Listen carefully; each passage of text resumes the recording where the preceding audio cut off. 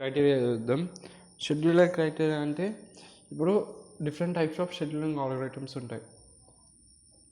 Scheduler అనే ఒకటి ఉంటుంది అబ్బా, రెడీ స్టేట్ నుంచి రన్నింగ్ స్టేట్లకి మార్చాలి. ఆ షెడ్యూలరే ఆ రెడీ క్యూ నుంచి ఒక ప్రాసెస్ పికప్ చేసి సిపికి ఇస్తుంది.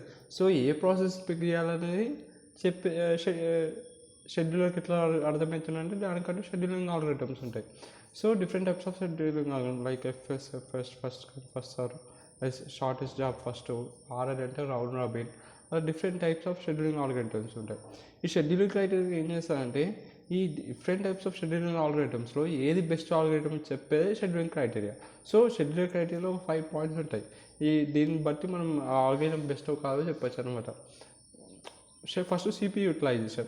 If the algorithm uses CPU its maximum instance, then the algorithm is to be best algorithm. ఇప్పుడు ఫస్ట్ కమ్ ఫస్ట్ సర్వ్ అని ఒక FCFS ఆల్గరిథం 100% యూటిలైజ్ చేస్తుంది సిపియూని ఐడియల్గా ఉంచడం లేదు.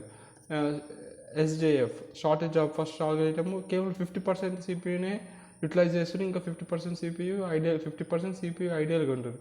Round robin 75% utilisation. సో ఇలా ఎక్కువ ఏది మంచిగా యూటిలైజ్ చేస్తుంది సిపియూని first come first serve. FSFC ఇది ఎగ్జాంపుల్, జస్ట్ ఇవే ఉన్నాయి, జస్ట్ ఎగ్జాంపుల్ రాసినాం మనం ఇక్కడ. సో FCFS అనేది సిపియూని 100% యూటిలైజ్ చేస్తుంది. సో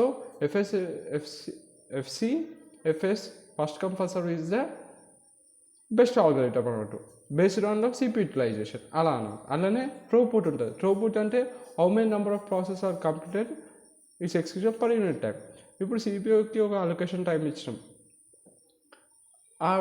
పర్ యూనిట్ సంథింగ్ ఒక పర్ యూనిట్ టైంలో సిపియూ ఎన్ని ప్రాసెస్ని ఎక్స్క్యూట్ చేస్తుంది బేస్డ్ ఆన్ షెడ్యూలింగ్ ఆల్గరిథం. అది ఏది ఎక్కువ ప్రాసెస్ని ఎక్స్క్యూట్ చేస్తే అది దాని బెస్ట్ ఆల్గరిథం కదా ప్రొఫెషనల్. ఇప్పుడు FCFS కేవలం 5 ప్రాసెస్ని ఎక్స్క్యూట్ చేస్తుంది పర్ సిపియూ, కేవలం 5 ప్రాసెస్ని ఎక్స్క్యూట్ చేస్తుంది పర్ యూనిట్ టైం. SJF కేవలం 3 ప్రాసెస్ని ఎక్స్క్యూట్ చేస్తుంది per unit time. వేరాస్ round robin 8 ప్రాసెస్ని ఎక్స్క్యూట్ చేస్తుంది పర్ యూనిట్ టైం. సిపియూ 8 ప్రాసెస్ని ఎక్స్క్యూట్ చేస్తుంది పర్ యూనిట్ టైం. సో ఈ అన్నిటికన్నా ఏది ఎక్కువ ప్రాసెస్ని ఎక్స్క్యూట్ చేస్తుంది? రౌండ్ రాబిన్ ఎక్కువ ప్రాసెస్ని ఎక్స్క్యూట్ చేస్తుంది. సో తక్కువ పర్ యూనిట్ టైంలో సిపియూ రౌండ్ రాబిన్ షెడ్యూలింగ్ ఆల్గరిథంలో ఎక్కువ ప్రాసెస్ని ఎక్స్క్యూట్ చేస్తుంది కాబట్టి ఈ సినారీలో round robin is the best algorithm. ఇలా ఇస్తారన్నమాట.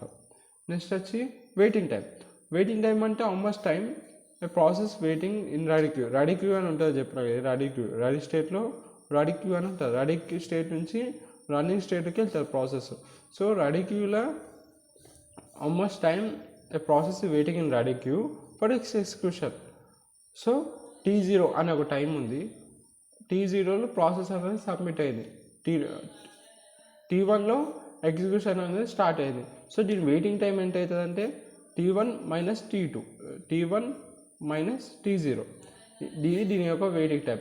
Average waiting time is minimum ఉంటే ఎంత తక్కువ నువ్వు ఆగితే అంత బెస్ట్ ఆల్గరిథం అన్నట్టు. సో యావరేజ్ వెయిటింగ్ టైం అనేది మినిమం ఉండాలి. సో సపోజ్ FCFS 10 milliseconds తీసుకుని, shortest job first 3 milliseconds, round robin 5 milliseconds. ఇలా అన్నిట్లో తక్కువ మినిమం 3 milliseconds. కేవలం ఒక ప్రాసెస్ ఇది ఈ షార్టెస్ట్ జాబ్ ఫస్ట్ అనే ఆల్గరిథంలో కేవలం 3 milliseconds వెయిటింగ్ చేస్తారు ఒక process. So this is the best algorithm based on the waiting time. అలా అనమాట. అదేవిధంగా వెయిటింగ్ టైం అంటే ఒక ప్రాసెస్ సబ్మిట్ అయినాక అది కంప్లీట్ ఎగ్జిక్యూషన్ స్టార్ట్ చేయడానికి ఎంత టైం పడుతుంది, ఆ గ్యాప్ ఉంది చూసినా అది ఎట్లా చేస్తారు? T1 minus T0. అర్థమే. T0 అంటే సబ్మిట్, T1 అంటే ఎగ్జిక్యూషన్ స్టార్ట్ అయ్యేది. అలా వెయిటింగ్ టైం చేస్తారు. అలా యావరేజ్ వెయిటింగ్ టైం అనేది మినిమం ఉండాలి. ఎంత మినిమం ఉంటే అది బెస్ట్ ఆల్గరిథం. నెక్స్ట్ వచ్చి టర్న్ ఓవర్ టైం అంటే ఏంటిది? Time duration between the job.